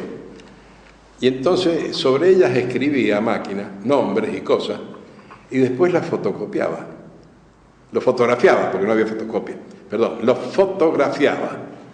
Entonces le da estos 6 documentos a Silvano Santander. Entonces, en el Uruguay le dicen a Santander, pues estaba exiliado ya, bueno, pero ¿y esto de dónde lo saca usted? Bueno, esto me fue proporcionado por un centro que hay en París, da los datos de París. El Congreso del Uruguay ya escribió esto, no existía ese lugar. Era un fraude absoluto y total. Jurgens se dedicó toda su vida a estafar y fue una figura principal de acá. Todos esos asuntos que hemos visto de la Patagonia, todo estaba Jurgens detrás. Amparado además por el general Donovan, que era el jefe del Servicio de Informaciones norteamericano, William Donovan. Él sabía que Jurgens era un estafador, pero no importa, aceptaba esto. Por ejemplo, el mapa nazi. Se creó un mapa nazi. Ese lo había dibujado Jurgens. Con todas las instalaciones, sobre todo ponían unos campos de concentración que tenían los alemanes en Neuquén. Decía ahí que había sido suprimida toda la prensa opositora. No, si la prensa que había era opositora. La Nación, la prensa. Precisamente la única prensa que apoyaba a Castillo era la nacionalista, que eran pequeños periódicos. Junto a esto, a la cosa de Jurgens, está otra cosa más seria, digamos, que se llama la propaganda negra. Esta la arbitraron los ingleses.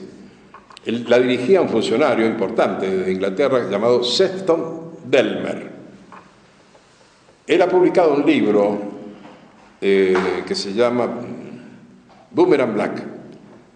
Es el único dato que hay sobre esto, porque esta repartición pública de Gran Bretaña fue cerrada al terminar la guerra, fueron quemados todos sus papeles, todas las referencias desaparecieron en Inglaterra. Lo único que hay es el libro del que era jefe, Sefton Delmer. ¿Y qué es lo que nos dice Sefton Delmer? Que ellos crearon la llamada Radio Atlántica, la radio del soldado alemán. La radio del soldado alemán funcionaba en Londres. Decían que los alemanes que iban a escapar a la Argentina todos para de acá hacerse fuertes. Que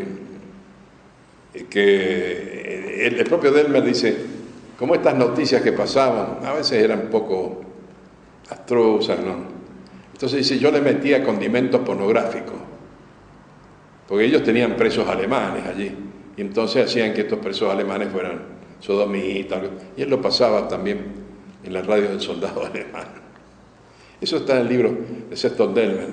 Es un libro que tiene 40 años de escrito y nunca se ha traducido. Yo he pedido que se traduzca, así se distribuya gratis a todos los antifascistas argentinos, para que se enteren de dónde vienen sus argumentos. El argumento del fascismo. La Argentina es el país fascista. Pero el fascista en el sentido abstracto, moral, no en el sentido de Benito Mussolini, ¿no? Tal como lo definió el Congreso de la Cominter, de la Tercera Internacional, el 7º Congreso de 1935. Acá, Jorge Abelardo Ramos, que fue un historiador y político, ¿no? Trotskista.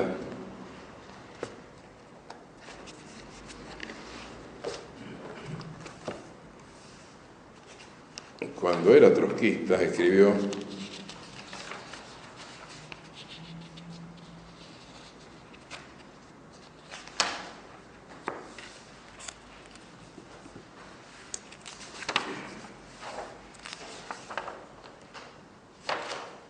dice: el estallido de la guerra imperialista dio lugar a formidables movilizaciones destinadas a propulsar nuestra entrada en la guerra. Millones de pesos invirtió el imperialismo en periódicos, comités, propagandistas. La embajada, aparte de tener 1000 funcionarios, contrató a otros 1000 para que dieran rumores. Con tan generosos estímulos surgió una entidad llamada Acción Argentina. Argentina Action la llamaban los nacionalistas. Esta se creó en la embajada británica. Toda esa vasta clientela del Life o de Selecciones, embrutecida por la universidad o los editoriales de la prensa, admiradora de los toros ingleses y del nylon yankee, demócrata en suma, que vivía hipnotizada por el gigantismo externo de los Estados Unidos y por la flema británica, toda esa espumante resaca que barbotean las factorías fluviales, todos esos pedían la ruptura, ebrios de servilismo. No había fascismo, lo que no estaba para el que el estalinismo calificara de fascista a todos los sectores políticos del país. Se luchaba contra lo que no existía y se silenciaba lo que en verdad existía. Es decir, yo he puesto el déficit fascista, porque había muy poco fascista, había un grupete en Avellaneda y otro en Córdoba, pero lo que había eran miles de antifascistas. Bibliotecas, publicaciones de toda especie, libros antifascistas a montones. El fascismo, dicen tres grandes historiadores, Trevor Roper, inglés, François Furet, francés, y Ernest Nolte, alemán, los tres antinazis, los tres democráticos, digamos. Furet venía del comunismo. Los tres dicen que esto era una mentira inventada por la Comintern, que no había fascismo en la Argentina. Sin embargo, lo ha comprobado Newton, creció el fascismo después de la guerra. Se terminó en el mundo, pero en la Argentina empezó a crecer y crece cada día más. Es por obra del progresismo argentino.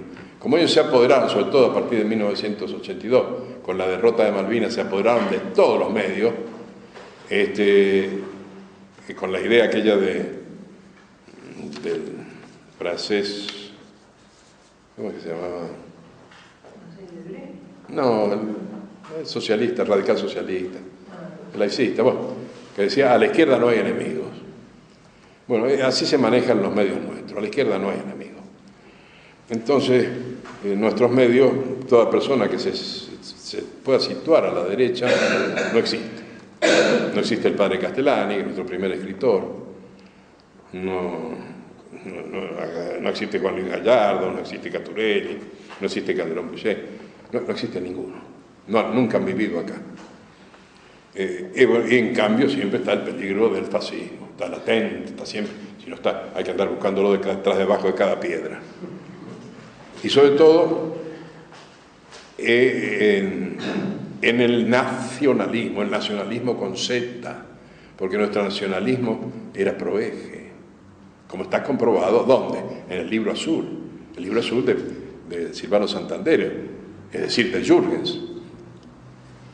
En ningún lado está comprobado. Lo ha dicho la historiadora norteamericana, izquierdista, Navarro Gerasi.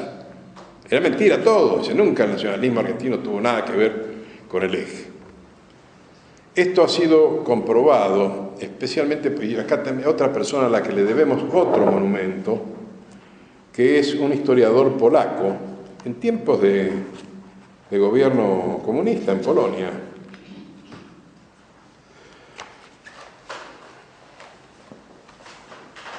Ryazar Stemplowski. Tengo que buscarlo porque no quiero pronunciarlo mal. Fíjense las conclusiones que él presentó en Varsovia en los años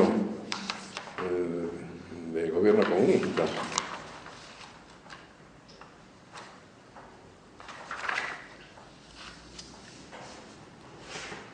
Primero, la política latinoamericana de los Estados Unidos era dirigida en aquel entonces personalmente por el secretario de Estado Cordell Hull, quien era prisionero de un dogma que él mismo había elaborado: identificar el neutralismo argentino con una colaboración con el Tercer Reich.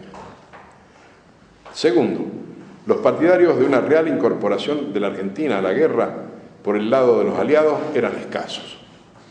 Porque ellos siempre dicen, estos gobiernos, el de Castillo y todo, estaban contra el pueblo argentino, que era todo aliadófilo. No, dice el polaco, ha estudiado el asunto y no, era muy escaso. Tercero, la Cámara de Comercio Británica de Buenos Aires nombró un comité de propaganda con el fin de ayudar a la prensa argentina difundiendo films y haciendo propaganda radial. Posteriormente, tal actividad había de adquirir dimensiones mucho mayores y producir efectos financieros. La siguiente, pagado por el gobierno de los Estados Unidos, se invitó a ese país a periodistas, industriales, cientistas, poetas, militares argentinos. Se hacía propaganda del American Way of Life y estaba financiado por la Ford Motor Company. El Departamento de Estado era acompañado, sin embargo, por una prensa potente, por las agencias AP, UP y por la radio, que daban noticias exageradas y demagógicas, acusando al gobierno argentino de fascismo y totalitarismo. Fascismo era una etiqueta no solo negativa, sino que se aplicaba de modo indiscriminado. La mayoría de los comentaristas de la prensa de radiales de los Estados Unidos comenzaron a exigir que se tomasen medidas más enérgicas en contra de Buenos Aires. El columnista de varios grandes periódicos estadounidenses, Walter Winchell, exigió que Estados Unidos declarase la guerra a Argentina, que la declarase, no declarada. El gobierno militar del 4 de junio, también de tendencia nacionalista, no atacaba los intereses británicos del Río de la Plata. Era un neutralismo limitado. Las reservas británicas de carne bastaban en aquel entonces de 1942 apenas para 2 meses. Se aumentó ostentosamente las entregas de armamento para Brasil. El Foreign Office sabía bien que detrás del golpe boliviano de la RADEPA y el MNR no estaba el ejército argentino, que este es otro argumento que hicieron contra el gobierno militar argentino, que había apoyado un golpe militar en Bolivia. No estaba el ejército argentino. Memorándum de Cordell Hull a Lord Halifax contenía numerosas inexactitudes y conclusiones falsas. A fines de julio del 44, el Departamento de Estado dio publicidad a una acusación formulada en términos categóricos, carente de todo apoyo. Después de Yalta no disminuyó la tensión entre Buenos Aires y Washington. El gran problema de Braden fue que el Departamento de Estado no tenía pruebas convincentes alguna para fundamentar la tesis sobre el fascismo. El informe de Kelly, Sir David Kelly, embajador británico en Buenos Aires, a Bevin, en él leemos: el gobierno de Farrell no es pro-nazi en ningún sentido verdadero de dicha palabra.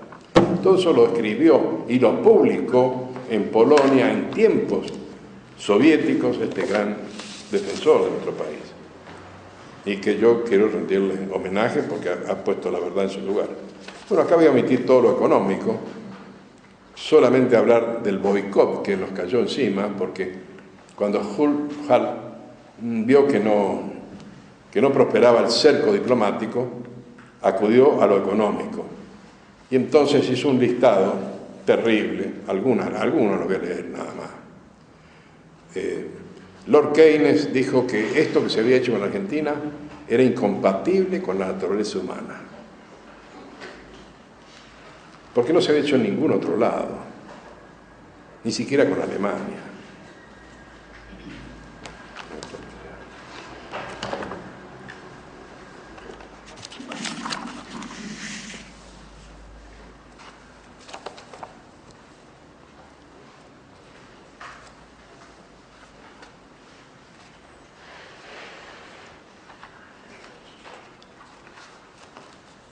Acá tengo algunas de las medidas. Por ejemplo, la prohibición de que Estados Unidos exportara hacia la Argentina acero, hierro, equipos de perforación de petróleo, repuestos ferroviarios y cubierta, restricciones a las licencias de exportación, prohibición de transportar productos norteamericanos en barcos argentinos, bloqueo y embargo de los depósitos de oro del Banco de la Nación Argentina en la provincia de Buenos Aires, congelamiento por 400 millones de dólares, cesación de los permisos para exportar, prohibición para que los buques aliados tocaran puertos argentinos. Los combustibles, los vehículos, los automotores, las locomotoras y material rodante no se podían renovar. Esto es lo principal para mi modo de ver. Prohibición de aprobar cualquier proyecto de desarrollo en la Argentina. Cancelación de las compras de carne enlatada. Embargo de los combustibles. Prohibición de administrar el Plan Marshall. Es decir, un plan de ayuda que estableció Estados Unidos para Europa no podían comprar en la Argentina. No se podían comprar en los países vecinos equipos eléctricos y sustancias químicas, ni equipos de perforación, ni licencias de exportación de hierro y acero. El sulfato y corteza de quinina en Bolivia se lo prohibieron que lo exportaran. El carbón de Brasil y aleaciones de hierro en Chile y de Brasil. El del papel de diario. Los combustibles. La chapa, la soda cáustica, la soda Solvay. 48.000 camiones argentinos quedaron parados por falta de neumáticos. Y lo principal es esencial, dice el informe del Departamento del Tesoro, no permitir la expansión de la industria pesada argentina. Esta es la guerra económica que nos llevaron los Estados Unidos. La gente acá, incluso mis pobres padres, creían que era producto de que los submarinos alemanes, por eso es lo que decían la prensa, torpedeaban los buques que nos traían estas cosas. No hubo ningún torpedeamiento de los buques argentinos. Simplemente fueron los norteamericanos que cancelaron todos los productos básicos de una industria. Bueno, no dio resultado. Castillo aguantó la partida. Así que no quedaba otra cosa que la guerra, en sentido estricto. Y esta se desarrolló desde el Uruguay y desde Brasil. Con esto voy a cerrar la cuestión porque ya se ha prolongado muchísimo. Esto lo ha contado básicamente Alperín, se lo contó a Newton.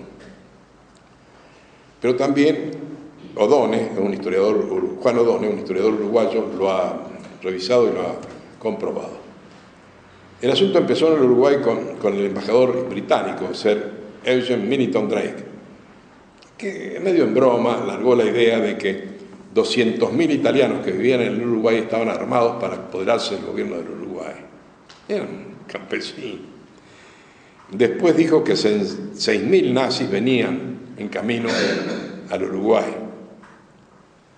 Y se lo hicieron creer a Roosevelt, quien preparó 10.000 soldados norteamericanos con 150 aviones para que fueran en apoyo al Uruguay.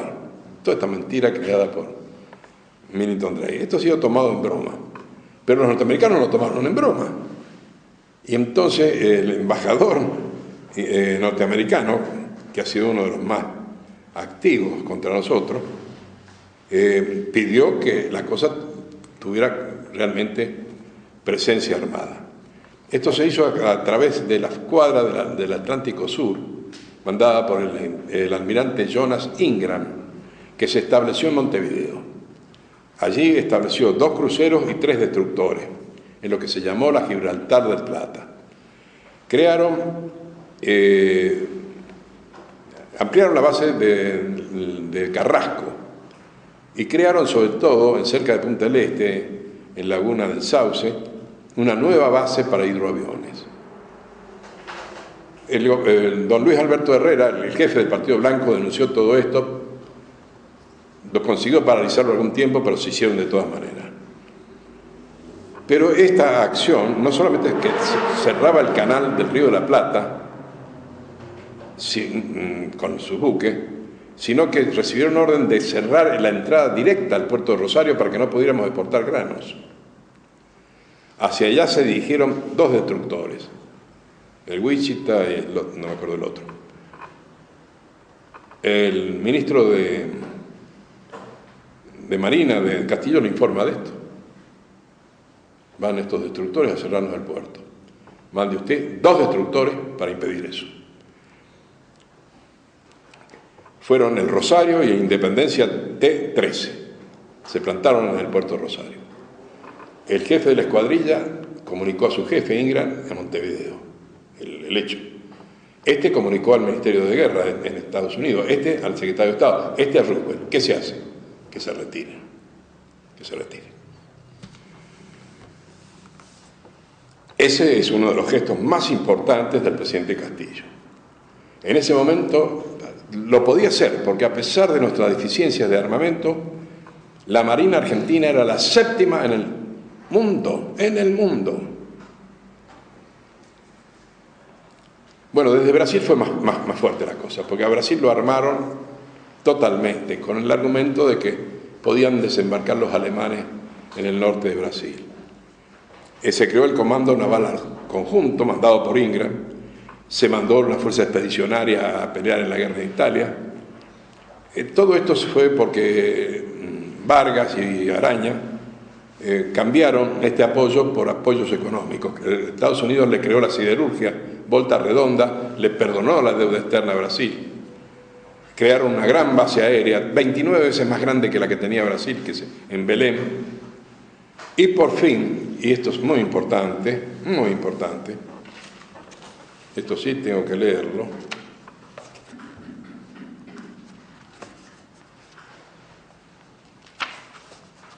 Bueno, ellos mandaban aviones, bombarderos, que pasaban todos los días por el río Uruguay, volando a baja altura, sobre Concepción del Uruguay, sobre Gualeguaychú, para atemorizar a la población. Todos los días iban y venían los bombarderos alemanes, norteamericanos.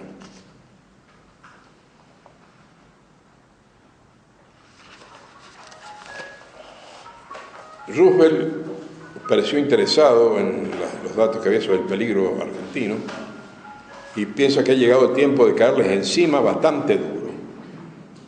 Se lo dijo a Morgenthau.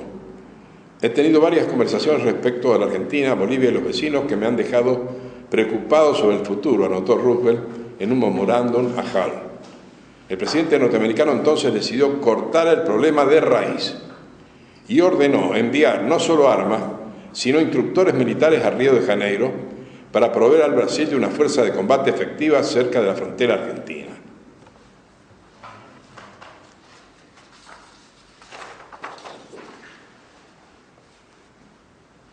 En otro memorándum dijo que había que darle a Brasil una eficaz fuerza de combate próxima a la frontera con la Argentina, compuesta de 3 divisiones de regimientos motorizados. Se lo reitera a Hall. Hay que armar 3 divisiones blindadas del ejército brasileño para la invasión del territorio argentino. 3 divisiones, es decir, 9 regimientos blindados en Uruguayana. Es decir, estábamos ante el ataque inminente de toda esta fuerza conjunta, Uruguay, Brasil y sobre todo los norteamericanos, presidida por Alperen, ¿no? Vino a Stalingrado, renunció a Cordelhart por razones de salud, una serie de factores, yo no lo tengo muy aclarado tampoco, y entonces se detuvo esta invasión. Pero evidentemente que Castillo no era paranoico, sabía lo que pasaba, se habían descubierto planes de los Estados Unidos para apoderarse de Comodoro Rivadavia y dejarnos sin petróleo.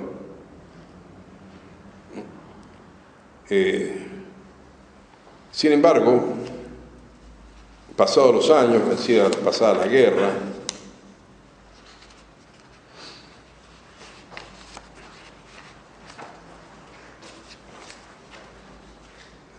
siguieron atacándonos, siempre recordando aquel pasado de peligro. Este peligro la Argentina lo terminó con el acta de Chapultepec en 1945, cuando el gobierno Farrell Perón firmó el acta de rendición. Es decir, nos incorporamos, sí, ahora oficialmente, a la solidaridad hemisférica que habíamos tratado de evitar en todos estos años. Como dice un autor acá, el país díscolo pasó por las horcas caudinas bajo el signo de Chapultepec. Y de entonces, claro, de ahí nos vino la suerte de Chapultepec. Por eso mi libro se eleva a eso, ¿no? Porque va a decir el propio Perón,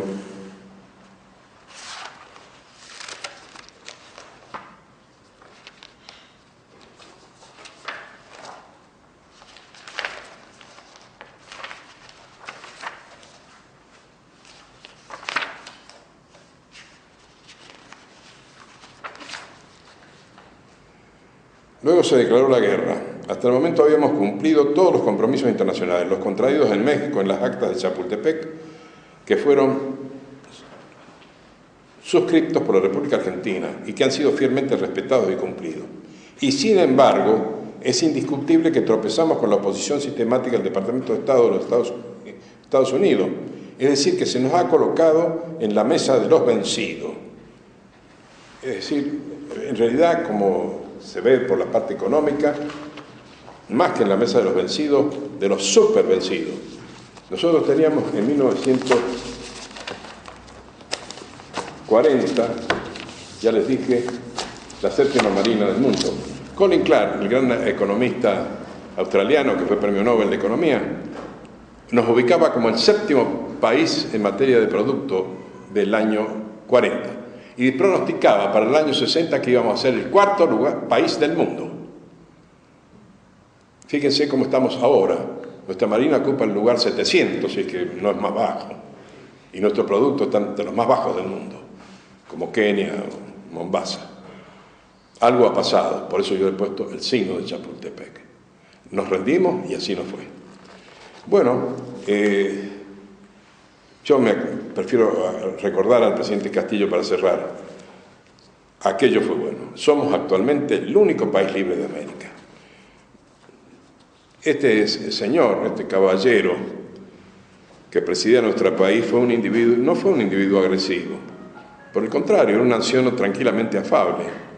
Por eso, en el discurso que hizo en Córdoba el 9 de noviembre del 41, al término de unas maniobras militares, al sintetizar su deseo, pidió una patria amable para todos los argentinos. Es un tema esperanzado que aún obstinadamente aguarda su cumplimiento.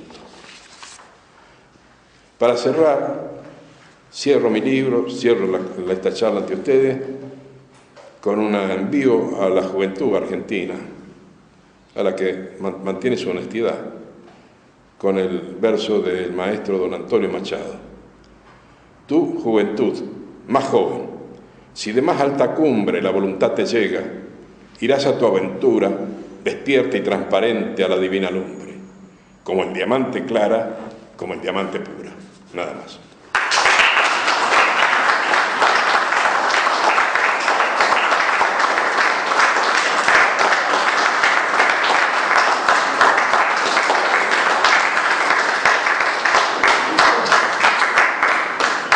Muchas gracias por sus aplausos.